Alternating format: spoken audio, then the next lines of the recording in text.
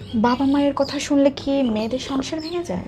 দেখো, তুমি আমাকে খারাপ বলতে পারো, ঝগড়া বলতে পারো, একচোখা পুরুষবাদী বলতে পারো, কিন্তু আমি বিশ্বাস করি মেয়েরা যদি তার মা বাপের কথা বিয়ের পরে চোখ বন্ধ করে শুনতে থাকে, ওই সংসার টিকবে না, সম্ভব না। দেখবো অধিকাংশ মেয়ে যাদের সংসার ভাঙছে, দেখবা 99% কেস হাজব্যান্ড বাসা থেকে বাইরে হয়েছে, মারে ফোন দিচ্ছে, মা আজকে তো এই হয়েছে। হয়েছে।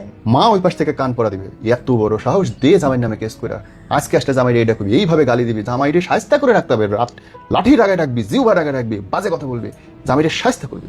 ওই মেয়ে সংসার কোনোদিন টিকবে না। কেন টিকবে না? থার্ড পার্টি কোনোদিন দুজনের মধ্যে ঝামেলা মেটাইতে পারবে না।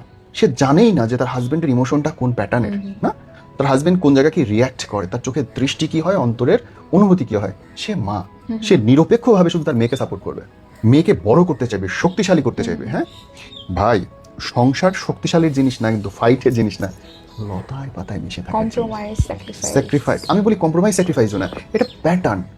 তোমাকে ডাব খাইতে গেলে ডাবের মাথাটা কাটতে হবে, এটা ডাবকে তুমি হত্যা করলে না, কিন্তু এটা প্যাটার্ন।